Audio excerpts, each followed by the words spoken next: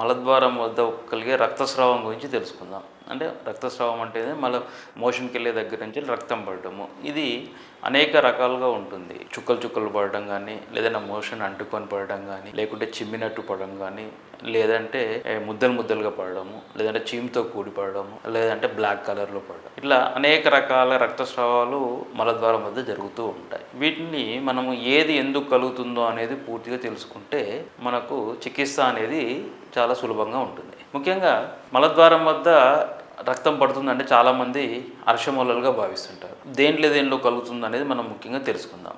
ఒకటి అర్షమూలలో కలుగుతుంది, ఒకటి ఫిషర్ ప్రాబ్లంలో కలుగుతుంది, ఇంకోటి అల్సరేటివ్ కొలైటిస్లో ఉంటుంది, ఇరిటేబుల్ బౌల్ సిండ్రోమ్లో కూడా ఒక్కొక్కసారి పడే అవకాశాలు ఉంటాయి. ఒక్కొక్కసారి క్యాన్సర్లో కూడా రక్తస్రావం, మలద్వారం రక్తస్రావం కలుగుతుంది.